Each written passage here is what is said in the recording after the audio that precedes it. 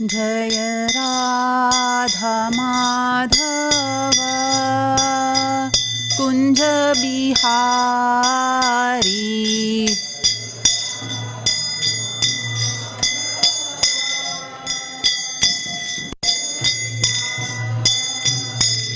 Jai Radha Madhav Kunj Bihari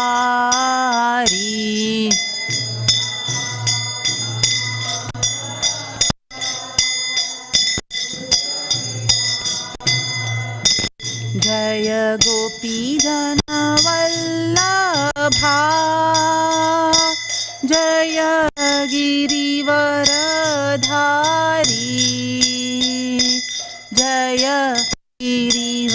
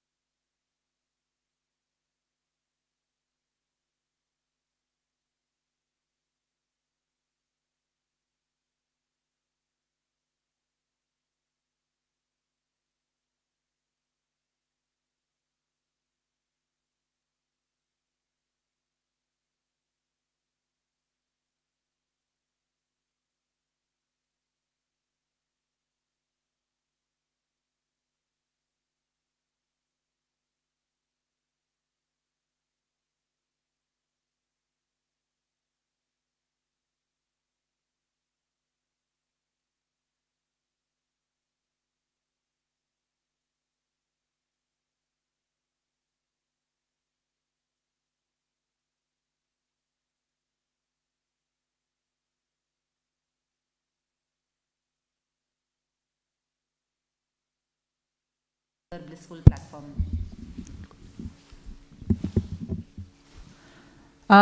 So we are seeing over here, Srila Prabhupada is talking about Brahma Bhuta Prasanatma verse in this purport, quoting the Bhagavad Gita, where Prabhupada is saying that one is, if one comes to the Brahman platform, which is the transcendental bliss platform, then one will not come back.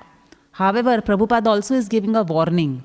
Prabhupada is saying that if one does not engage in devotional service, then one will definitely come back to this material world. He has that chance of falling down again. And many times in different places, when Prabhupada's disciples would ask him, Prabhupada would say that it becomes very lonely in the Brahman.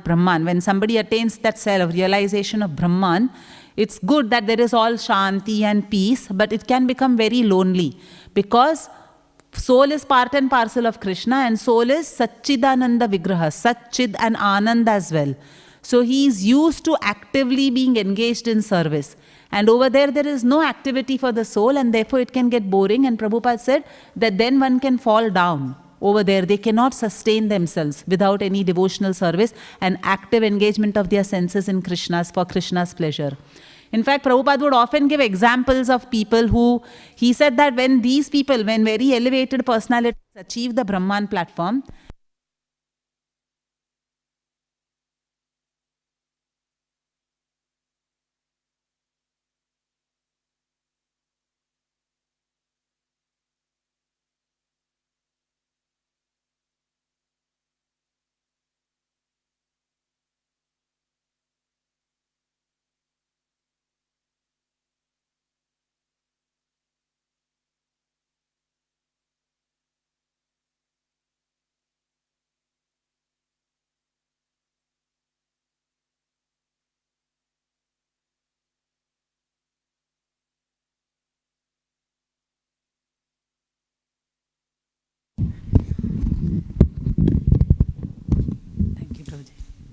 so Prabhupada often quotes the example of Mother Teresa, that, we see she achieved so much when she was here in this material world, and Prabhupada used to say that these great personalities who have come down, they then, try to engage in welfare activities of the others, they open hospitals and all that.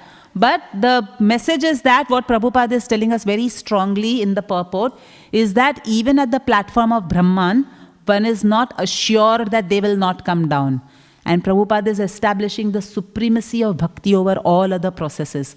That is what we see Prabhupada doing here, and time and again in most of the purports. So Srila Prabhupada saying that yes, this Brahman realization is not enough. Without bhakti, there is chances of fall down. Now Prabhupada is saying what to speak of material desires. Prabhupada is saying that only when the heart is uncontaminated by lusty desires, then only one can achieve that peace and calm.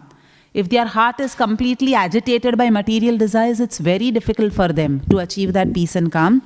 And in fact, there is a beautiful verse, a very famous verse in Chaitanya Charitamrita Madhya Lila, chapter 19, where it says, Bhukti Mukti Siddhi Kami Sakala Ashanti Krishna Bhakta Nishkama Ata Eva Shanta. So Bhukti Mukti Siddhi Kami Sakala Ashanti. When somebody is trying for Bhukti, which is sense enjoyment, Mukti, which is liberation. When someone is trying for Siddhis, someone is trying through Ashtanga Yoga to try and achieve, become lighter than the lightest, heavier than the heaviest, floating in the air. So someone is trying for all these Siddhis, or someone is a proper Kami, like, materialist, having lots of Kama. All these things will always give them Ashanti. Their heart is going to be completely restless and agitated. However, Krishna Bhakta Nishkama Atta Eva Shanti. A Krishna Bhakta is absolutely desireless. When we say desireless, means desire is only to serve the Lord and the pleasure of the Lord, but they do not have any other desires like Siddhi, Bhukti, Mukti and all that. And therefore, Krishna Bhakta is completely peaceful and calm. Now, there is a beautiful verse in Bhagavad Gita in chapter 14, verse 23 of the Bhagavad Gita. There's a very beautiful verse which actually says, I'll just read it out for you all. It also connects with this particular verse that we are doing today.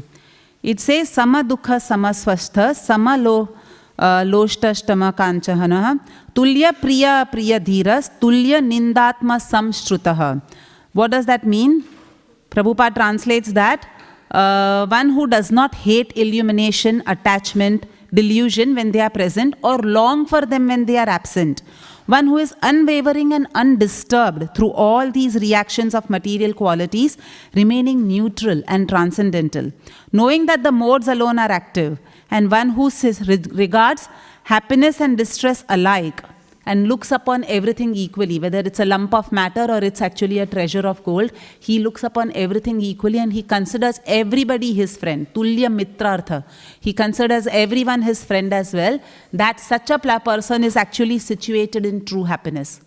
And we see that ties in with today's verse, what Narad Muni is instructing Yudhishthir Maharaj, that unless one's heart is completely free from material desires, they will not be peaceful and calm.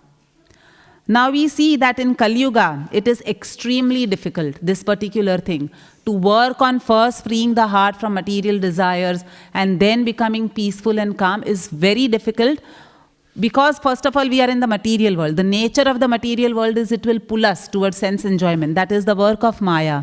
On top of that, we are in Kali Yuga. So the entire 12th canto has so many descriptions of how in Kali Yuga, how the mind is so disturbed, the mind is always agitated, people are always fighting, people are always after sense gratification. Like so many descriptions are there in the 12th canto. In chapter 3 is full of these descriptions over there. Then where is the question of peaceful mind and calm mind? Where will be that question? Already in material world, plus the influence of Kali Yuga on top of us, and Bhagavatam is declaring that everybody will have agitated minds, everybody will always be quarrelsome, they will have short lifespans. So where is that chance of becoming calm, peaceful, which is a prerequisite over here to then achieve that transcendental bliss? So therefore, for practicing devotees, we see, even though we are practicing devotees, it is a big struggle. In this conditioned state of mind, it is a very big struggle for us to actually overcome our material like desires. Everybody has conditioning from their previous lifetimes. It's very difficult to give up that conditioning. Sometimes, many devotees discuss, they might have been fond of, listening to songs before they became a devotee, or they were, playing in an orchestra or some music or something like that, or fond of watching movies or something.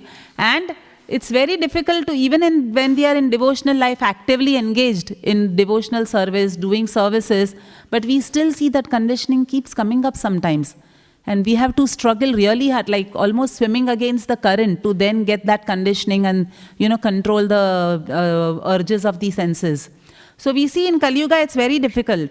And if not gross, some devotees have crossed, for example, that conditioning, that desire for sense gratification. So they have crossed those desires for gross sense gratification, but then there are subtle things which are always troubling the mind.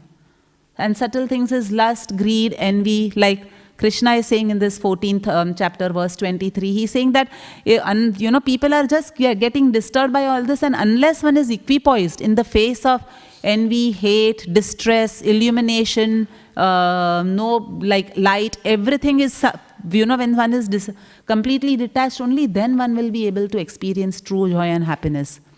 Now there's a beautiful story of Sukadeva Goswami visiting Janak Maharaj. So when Sukadeva Goswami actually goes to visit Janak Maharaj, and it ties in with what we are discussing. So Janak Maharaj actually wanted to establish how, a devotee is superior to everybody else, and a devotional service is superior to everything else. And Janak Maharaj has this particular, he is one of the Mahajans, so he has the particular nature of establishing like tenets of dharma, tenets of bhakti. In fact, when once Ashtavakra was also visiting him, he saw Janak Maharaj was embracing a tree very tightly. And then Janak Maharaj was crying loudly, "Leave me, leave me, leave me." And he said that, you are holding on to the tree and you are saying, "Leave me, leave me, leave me." And there Janak Maharaj was trying to establish that we are actually holding on to Maya very strongly. And then we are saying somehow you are struggling, "Oh, leave me, leave me, leave me." But actually we are holding on to them. She is not holding on to us. Prabhupada also gives the example that if a devotee is trying to, Maya is there, Tapatraya. She is always standing with that Trishul, trying to give the Tapatraya to all people and to make them stay in the material world. As soon as someone's trying to escape, someone's taking to bhakti and trying to go out of this material world, she inflicts them with that threefold miseries of the conditioning of the mind, of the body, and, miseries from other living entities. So she's always trying to give that. But Prabhupada gives the famous example. Like, if you go and visit a doctor and he has a huge dog which is standing over there. So the dog is always barking and people are actually not able to pass through and go and sit in the waiting room of the doctor. But if the doctor from inside says, Tommy, come and sit down here next to me, then, obviously Tommy will listen to the doctor and he'll sit down and people can then go into the clinic. So Prabhupada always gives that example in terms of Maya. Because obviously Maya Dhakshina Prakriti, she is under the control of Krishna, and therefore as soon as Krishna instructs her, when she is trying to give the tapatraya to people who are trying to go out, he actually instructs her. Like he tells Tommy, he tells Maya, you please allow this person to come out, they are my devotees. So that is what we see, that if we are not trying to hold on to, Maya is not holding on, but we are actually holding on to Maya. So this time when Sukadeva Goswami visited Janak Maharaj, he wanted to again establish the supremacy of bhakti. So Sukadeva Goswami has gone there, he's such an elevated personality, but he's just waiting at the gate and no one went to receive him. No one from the kingdom went to receive him. No, there was no attendants also went, and not even Janak Maharaj went. And for a few days past, when he was just waiting there, waiting for, being allowed to go into the kingdom of Janak Maharaj, into the palace. And it is said that there was no change on Sukadeva Goswami's face. No change at all. He was absolutely peaceful and calm. He did not get agitated that someone has not come. I'm such an elevated person. Why is nobody receiving me? At least come and acknowledge that you're standing there. We'll come. Nothing like that. But still there was no change on Sukadeva Goswami's face. And then after a few days, Janak Maharaj himself, along with his whole retinue, all his attendants, all his soldiers, army, everybody, big procession. And then he went, with this big procession to receive Sukadeva Goswami with lot of like pomp, lot of show, lot of affection. He brought Sukadeva Goswami inside. And again it is described that there was no change on Sukadeva Goswami's face. Not that, ultimately some people have come to receive me, I'm so relieved and happy now. No change on his face when he was not receiving anything, and no change on his face when he received everything as well. And that is where Janak Maharaj was trying to establish, that a person who is situated on that platform, he is unaffected by all these things. And contrast to that, I was listening to a class, and one a person was saying that there was a devotee who was visiting a temple. Now it was a little bit of a small center type of temple. And this devotee was actually quite a senior devotee. And he used to travel sometimes and all that. And he visited that temple and nobody not much knew about this person. So he just sat down with everybody and he was chanting. But ultimately then, somebody realized that, this person is a senior devotee, and they asked him to give the Bhagavatam class for that day. So that devotee gave the Bhagavatam class, but at the end he said that initially nobody recognized me. Nobody even acknowledged or said, at least Hare Krishna somebody should have said to me like that. So obviously he was expressing correctly, we should acknowledge devotees, especially senior devotees when they come. But in that temple, they weren't much aware, and then they decided, we need to be careful about guest reception and all that. But the point is that, Sukadeva Goswami is completely unaffected by any glory received or not received. But we see in our conditioned state, we do get affected. And that is what, I was talking about, where some people might have been able to control their gross material desires. However, these subtle desires will always keep troubling. And especially Bhaktivedanta Thakur says, the desire for pratishtha or fame is the last one to go. All other desires we slowly come out of. First, it's a big struggle to come out of gross desires only. But even subtle desires, you slowly, subtle desires and anarthas you slowly overcome. But the desire for pratishtha is very, very hard to go, where we want some recognition. Like we might just say, it is, dadati prati granati. No, but no, in our heart we are actually wanting some recognition and acknowledgement for our own position, probably, as a devotee. So we see this happening. And Srila Prabhupada says, in Maharaj Chitraketu's pastime, Srila Prabhupada says in that section, he says that if you still have a mood of enjoyment, to enjoy either your gross senses or your subtle senses in this material world, and you are doing devotional service. You are doing devotional service also very nicely, but you have this tendency of little bit of enjoyment. You are performing all the activities of devotional service. You are engaging in chanting, you are doing your services nicely, but when you are having that particular, still that I am the Lord, I have to enjoy, that, master of the senses, like that, then Prabhupada says that it is very difficult to go back to Godhead. So such devotees, because Krishna is extremely merciful. In fact, I was hearing Jagatarini Mataji, like they are visiting us soon, but she was saying in a class that if you have desire for even one rasgulla, you have to come back. Because Krishna is merciful, not as a punishment. He says, you want to enjoy rasgulla? Yeah, you go back. I'll make the provision for you to have lots of rasgullas to eat. But we are coming back to enjoy that rasgulla. So in the same way, Srila Prabhupada says in that particular section, he says that for such a devotee, when there is, when there is this inclination for sense enjoyment, they will actually go to the heavenly planets for one birth. And they will exhaust that inclination of sense enjoyment. Once they have exhausted that inclination, only after that they, get a chance to perfect devotional service again and go back. But obviously we know the risk is there. Like, speaking about normal devotees, if you go to the heavenly planets, there is so much sense enjoyment over there, and one can easily get swayed and sucked into that.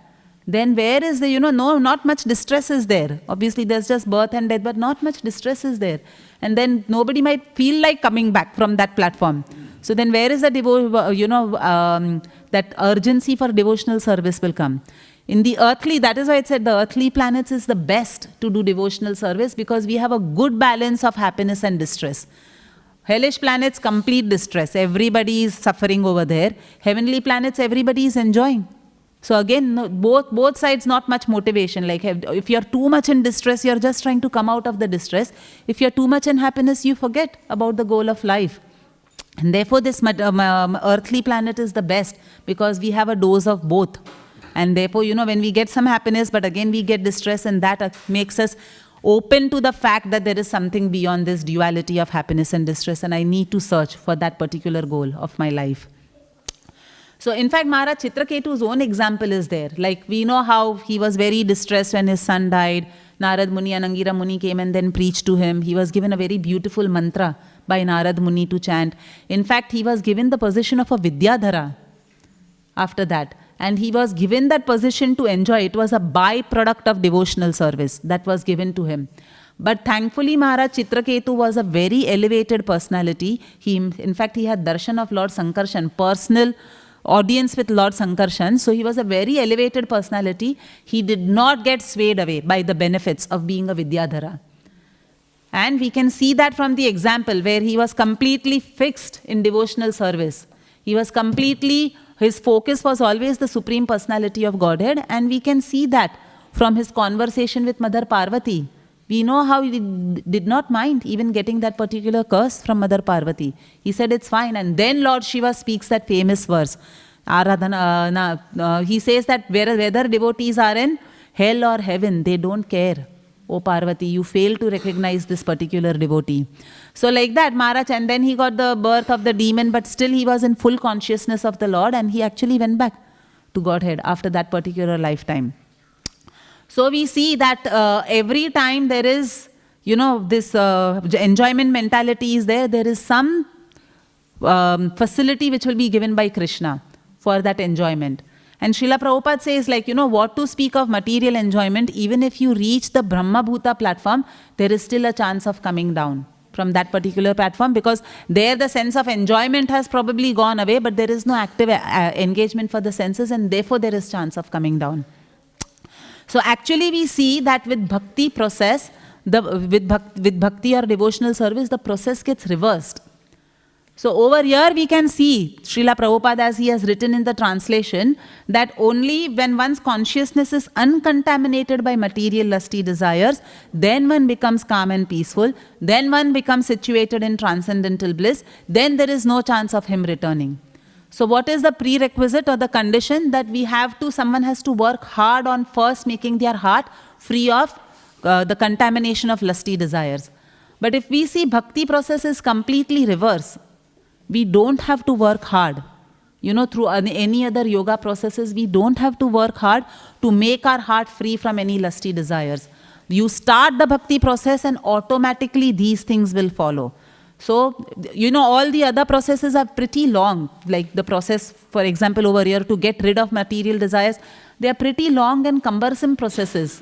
Karma yoga, jnana yoga, ashtanga yoga, they are very long processes, and plus there is no success assured even at the end of this process where you have put on so much efforts to actually overcome these material desires and get control over your senses and the body and achieve some siddhis and all.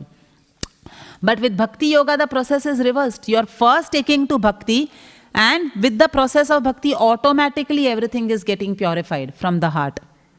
So we see with karma yogis, like Krishna starts the Bhagavad Gita with that particular section.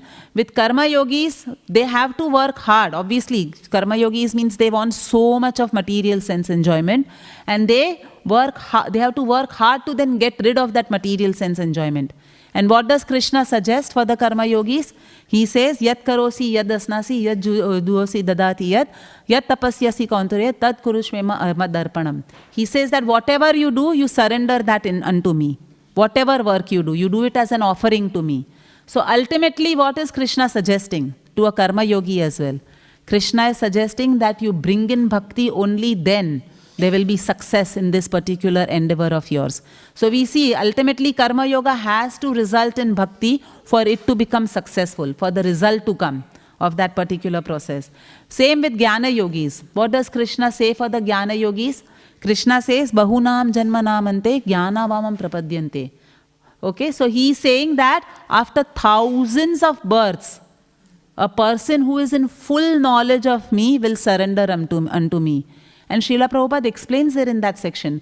Srila Prabhupada says that the devotee need not wait for thousands of births to achieve that perfection of knowledge. Oh, yeah, Krishna is the Supreme Lord. Now I have to surrender to him. For a devotee, that knowledge is automatically revealed through the process of devotional service. In the 10th canto, Krishna says that for devotees who are engaged in, my loving devotional service, I give them the intelligence by which they can come to me.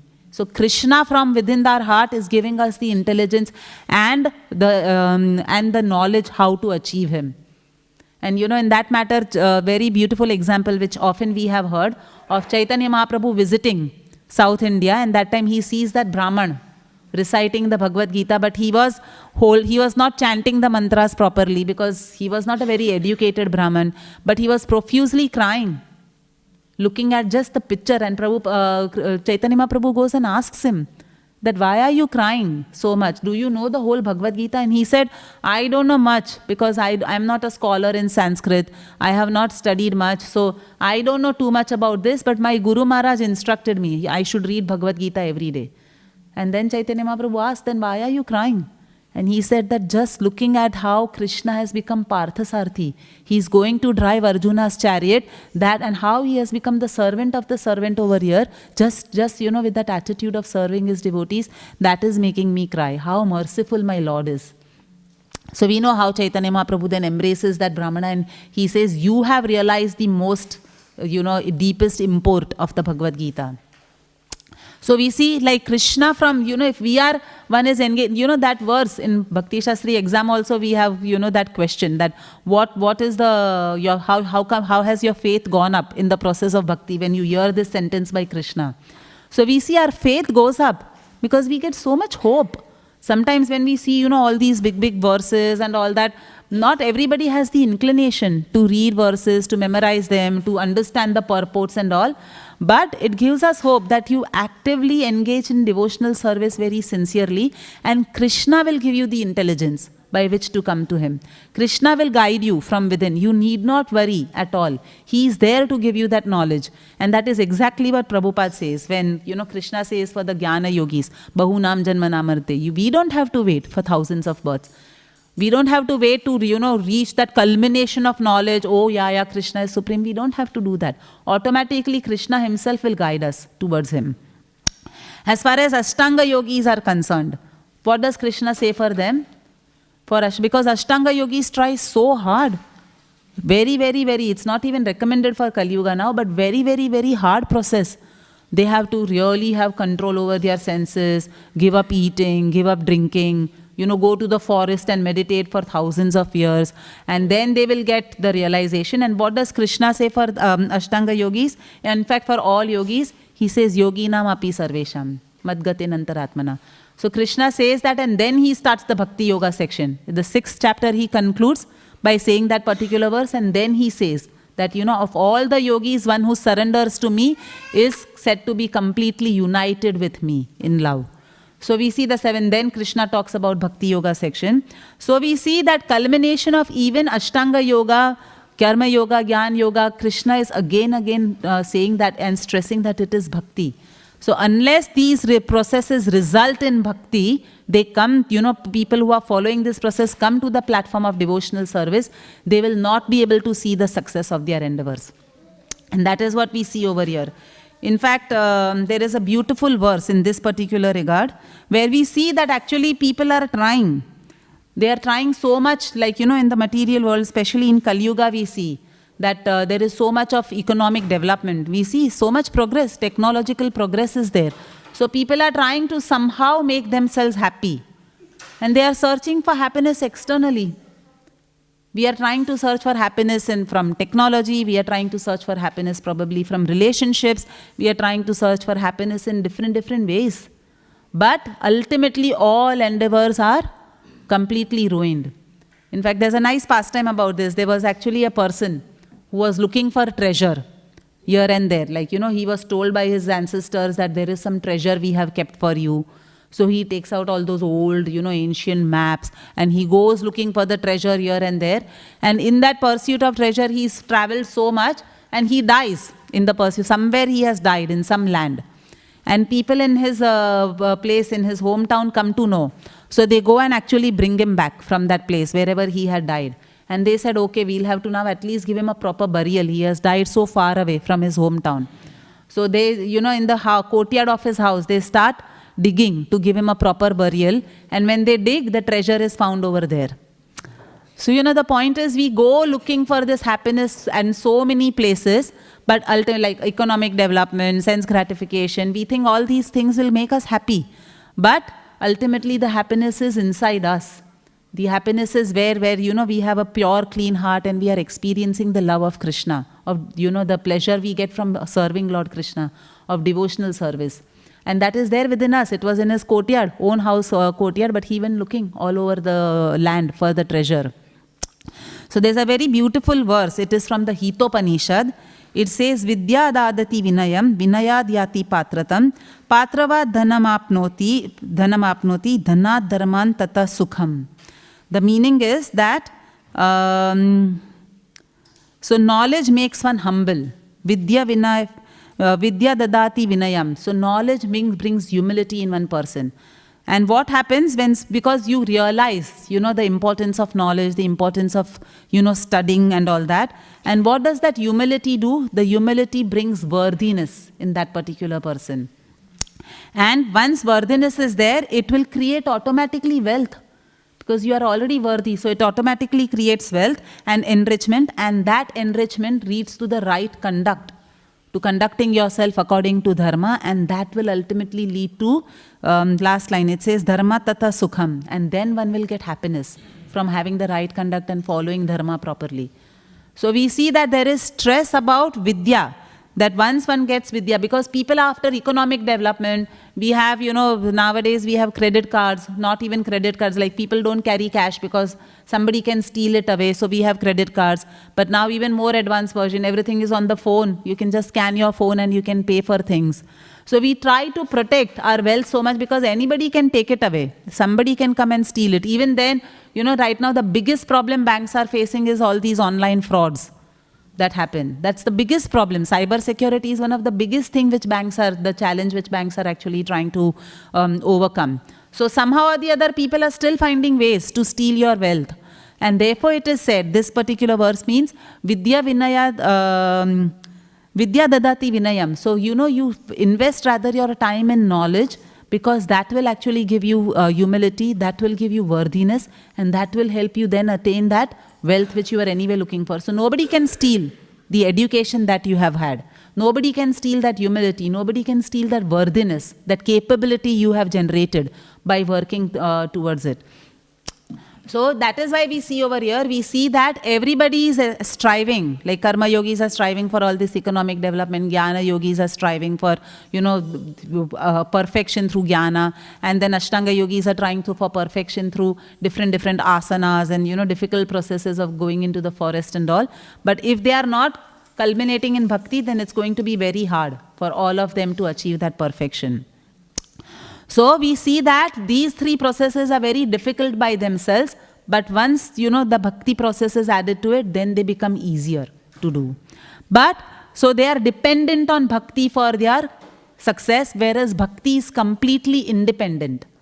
Bhakti is not dependent on karma, bhakti is not dependent on jnana, bhakti is not dependent on yoga, ashtanga yoga. It is not dependent. Completely independent, completely can give you independent, and it can give you the highest result that we are wanting to achieve. In fact, with Bhakti Yoga, with all the other processes, like it is said in the translation over here, you have to first control your senses, you have to get rid of the contamination of lusty desires. Then there is the promise, you will become happy, and then there is the promise that you will be peaceful and calm, and then happiness will come.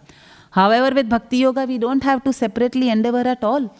Bhakti Yoga itself is such a purifying process that it will automatically uproot everything from the heart. Like the famous verses there in Bhagavatam 6th canto, 1st chapter, 15th verse. Kechit kevalaya bhaktya vasudeva parayana agham dunvanti kartsneya niharam eva bhaskara. So just as the sun dissipates by its, powerful sun rays, it dissipates all the fog and it completely purifies everything in the world. In the same way, the process of bhakti not only, purifies the heart of any, sinful reactions and any unwanted desires, it uproots them completely. Otherwise, with other processes like Prabhupada says, it is the elephant bathing. Other processes will give relief for some time, but again that particular desire will come back. But bhakti process is completely uprooting everything from the heart. And therefore, a devotee need not struggle externally to then control anything, because bhakti is giving us that benefit automatically. And also in Śrīmad Bhāgavatam, in 1st canto, 2nd chapter. 2nd chapter is really beautiful. Like, when we were studying, Keshav Prabhu said one should memorize the whole 2nd chapter of 1st canto. So there in the 19th verse it is said, Tada rajas tamo bhava kama lobha dayaschaye cheta eter anavidham sthitam sattve prasiddhati. So as soon as bhakti is established in the heart, tata rajas tamo bhava, the effects of lust, desire, hankering, passion, rajas means passion, all these effects automatically disappear from the heart and the devotee becomes completely happy. So we see Bhagavatam is completely assuring us about all the benefits of bhakti, and we need not, like we see in karma yoga, jnana yoga, ashtanga yoga, we need not endeavor separately to get rid of the mode of ignorance, mode of passion from our heart. So we see that, what to speak of karma, jnana, ashtanga yoga, which actually require bhakti element to become successful. Even Brahman realization requires bhakti to become successful. Otherwise, one has to come down. One has to come, and that is what Prabhupada is warning us over here. One has to come down, one will fall down if they are not actively engaging in bhakti. So there also, the supremacy of bhakti is being established. That even though you are completely blissful, and we have Sukadeva Goswami himself, who was Brahman realized, completely blissful. In fact, Sukadeva Goswami, as soon as he was born, he left home. He first of all took assurance. He was not even coming out of the mother's womb. When he got that assurance that, okay, Maya will not affect you, then he came out. As soon as he came out, he left home and went away. And when he was walking away, there were some women who were, taking bath in the river, and they did not even cover themselves, because they realized this is a self-realized soul passing through. And then his father was going behind him, crying out for him. And when his father went, then Vyasadeva went, then everybody started covering themselves. And he had to ask them that when my son went, you all did not do, but when I am passing by, you all are covering. And they said, no, he's completely self-realized person. And therefore, he's not seeing any difference between male, female. He's not even seeing difference between human and dog or anything like that. So we know that, he's not going to judge us, or he's not going to look at us or anything like that. So we see that, even he was on that platform, but he took to devotional service. He took to, obviously narrating the entire Śrīmad Bhāgavatam. So we see even on the Brahman platform, when actually even the 4 Kumaras are there as an example. They also, when they smelt the tulsi offered at the lotus feet of Vishnu, then they realized that, the personal form of Vishnu, they got attracted to him, and then they did devotional service. So we see that with every process, bhakti has to be added. Even Karma Yoga, Jnana Yoga, Ashtanga Yoga, and even Brahman platform, if there is no bhakti, one will actually definitely fall down. And we see that, actually Bhukti and Mukti, they are always standing as maidservants at the doorstep of bhakti. They are begging to Bhakti Devi, give me some service, give me some service. To a devotee, they are begging, please give me some service. But the devotee is just keeping them away. In fact, we don't want that bhukti thing to, you please serve me by being away. Don't, trouble my mind with all these, desires for material enjoyment. So devotee is actually keeping them away. Devotee does not have any place for bhukti or mukti in their lives. Devotees are always only looking for how to engage in active devotional service for the Lord. So we'll end the class here. And are there any questions or comments or corrections?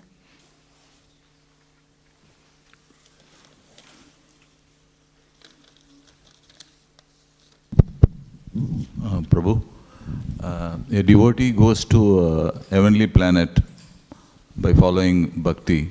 Is there any path to go directly to Vaikuntha, or he has to come down to earth planet?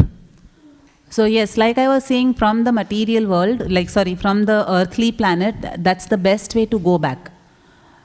So we practice our bhakti, and especially, Chaitanya Mahaprabhu, like we are in ISKCON, we are called as Brahma Madhva Gaudiya Vaishnavas, where we are followers of Chaitanya Mahaprabhu. So Chaitanya Mahaprabhu very mercifully came down. He is Lord Krishna himself. He very mercifully came down to give us very freely the process of bhakti, and in fact the highest goal of bhakti. He did not see any qualifications, and he came to give us prema, directly love for Lord Krishna, by the simple process of chanting of the Hare Krishna Mahamantra. So in this lifetime itself, we can actually perfect our lives and straight away go to back to Godhead, or wherever Krishna might want us to go to engage in his service, but we become eligible to go back to Godhead by the following in the footsteps of Chaitanya Mahaprabhu. So Prabhupada was, saying that particular thing in Maharaj Chitra Hetu section more as a warning, that if that enjoyment mentality, but you are also a very good devotee, then Krishna will allow you to enjoy and exhaust that particular tendency or proclivity, and then you'll be able to, because that tendency is gone, then you'll be able to focus on your bhakti. But we have the opportunity in Chaitanya Mahaprabhu's movement to actually avail of the, the love of Godhead, the storehouse of love of Godhead which he has opened up for us, and take it through this easy process of chanting of the Hare Krishna Mahamantra. So yes, there is opportunity for us to go straight away back to Godhead, to Vaikuntha from here.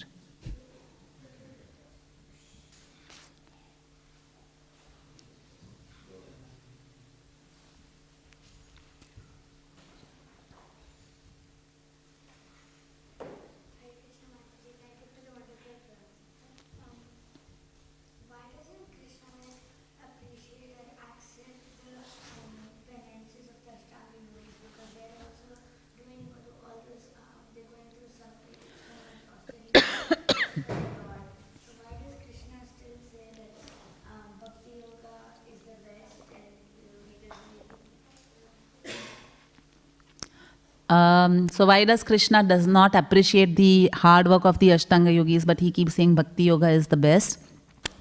So there are different processes recommended for different ages. And Ashtanga Yoga is not a process which is followed in this particular age, in the age of Kali especially. So that is, one aspect. Krishna definitely appreciates the Ashtanga yogis. He actually, talks about that in the Bhagavad Gita. Otherwise, he would not even talk about that in the Bhagavad Gita. He recognizes that, yes, they are actually better than, people who are just materialists, trying to enjoy their senses and all that. They are actually trying to do something more. So definitely that appreciation is there, because that process has also come from Krishna. Everything has originated from Krishna. So the process has come from him. But it was more valid in another age. Like we see Dhruv Maharaj. He actually did proper Ashtanga Yoga, but it was mixed with Bhakti because Narad Muni gave him the mantra and the process by which to see Paramatma. However, so the goal of Ashtanga Yoga is to realize Paramatma, but people get deviated. Because you get lot of siddhis when you do Ashtanga Yoga properly. Again, in the previous ages, there's lots of siddhis one gets and one actually gets just deviated. For example, if you go with your parents to Sydney in the car and you'll take an exit just to rest for some time, and there over there you'll like things, and then you'll start enjoying there, you'll are shopping there, you'll are seeing some sightseeing places there, and you forget your goal that you had to actually go to Sydney. And that is what can happen with the Ashtanga Yoga process, and that is what Krishna is warning. And therefore he says that it should culminate in bhakti, otherwise it will be useless waste of time, especially in Kali Yuga, where you will not even get the result of Ashtanga Yoga because it's not a process recommended for this age. Hold the mic nicely so everybody can hear here. If somebody does?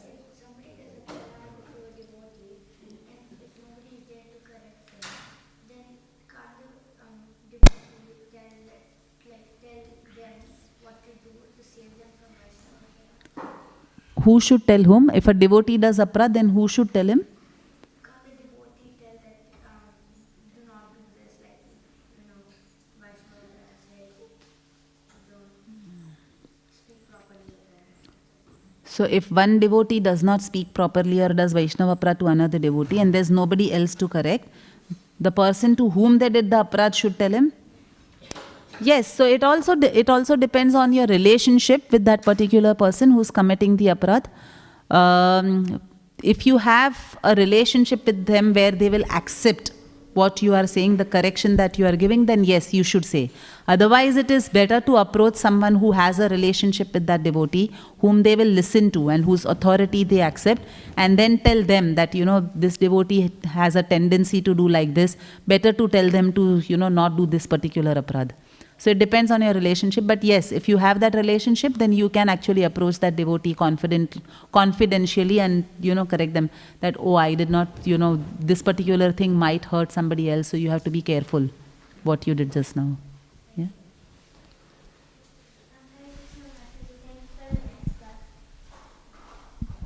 Mataji, you had mentioned how even if we have one desire left, how you told Jagatarini Mataji had said, if we even have a desire for one Rasgulla, we have to come back and eat. Krishna provides us with that. But we see in this Kali Yuga, we're under the guidance of Chaitanya Mahaprabhu. And Chaitanya Mahaprabhu had said that even if we do 70%, that's okay, 30% we'll still have some pure desires, we can go back, come back to Godhead. So how come it is possible? Yeah, I don't know if Chaitanya Mahaprabhu has said that. I've heard Srila Prabhupada has given us that particular. Chaitanya Mahaprabhu has said, Krishna has said, Satatam Kirtayanto Mam, like all the time. And Chaitanya Mahaprabhu, during the day they used to have kirtans in Shriva Sangam, but then the devotees were not satisfied and they said, we are wasting the night time in sleeping, so we should also do kirtan at night time. So Chaitanya Mahaprabhu was saying day and night actually engage in Sankirtan. But it was Srila Prabhupada who, I believe, I don't know the source properly, but I believe Srila Prabhupada had given that particular compromise or that particular like leeway, like concession for devotees. So again, like I was telling that Prabhuji, we are in Chaitanya Mahaprabhu's movement. He's obviously, he's, Mahavadanyaya. He's the most merciful incarnation of Lord Krishna. And that too, he has come in this age of Kali where everyone is anyway struggling with their mind and, trying to achieve the goal of life. So, yes, he has made the process very easy for us. And if we are not perfectly doing that process, I hope, even I am hoping that Prabhupada will actually then give us, I've heard so many people say that Prabhupada will then give us entry through the back door, but we should have sincerely been chanting our 16 rounds and we should not offend devotees. That is one big prerequisite which even Chaitanya Mahaprabhu says. So if we've done these two very nicely and then, little bit this and that is there, then Prabhupada will actually correct all that and take us through the back door. So even I am hoping that he does that with me. Thank you, Mataji.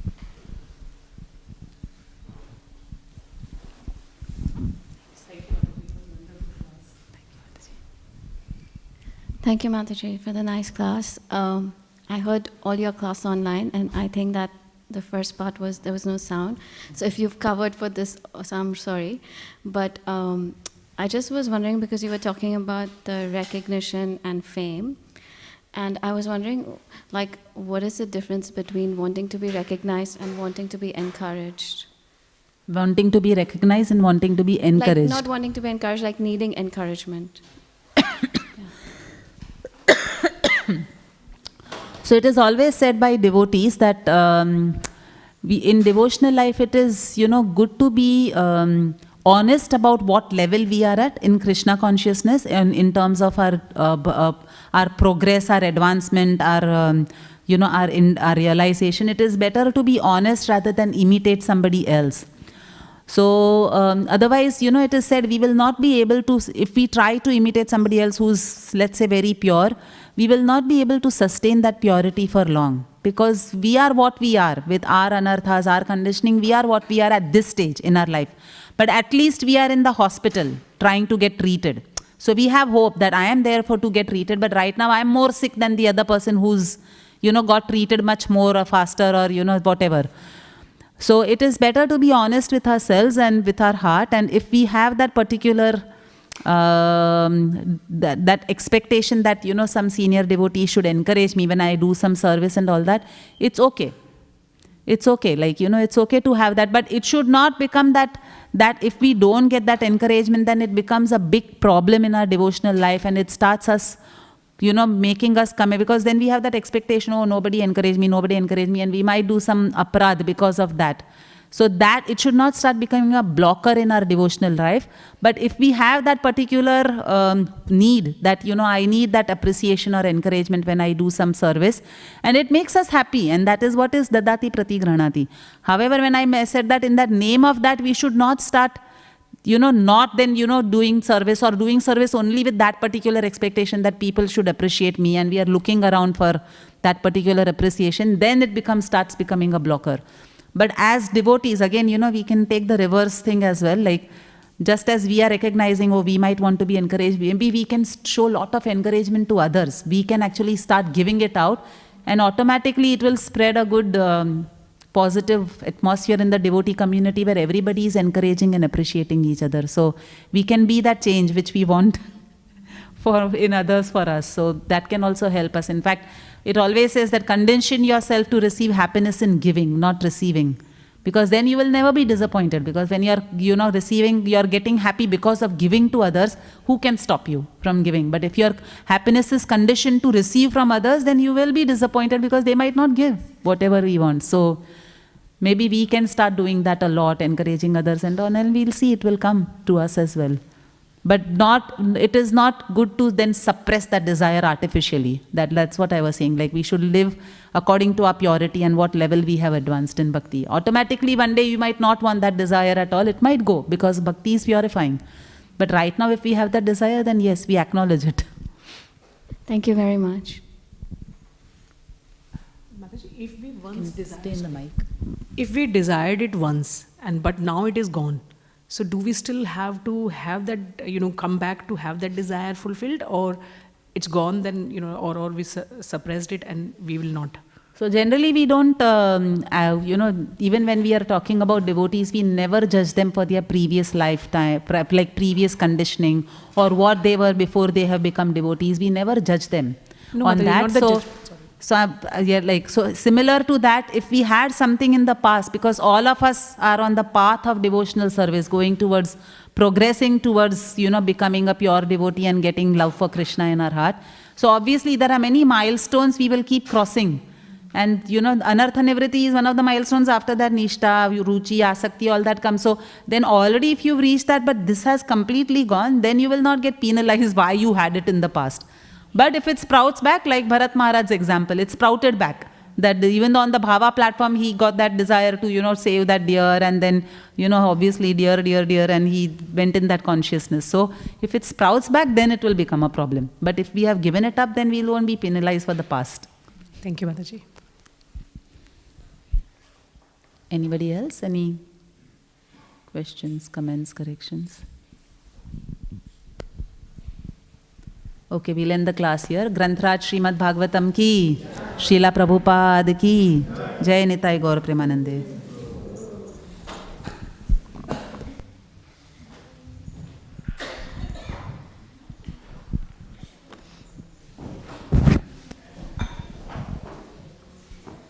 Class was very good, Namataji.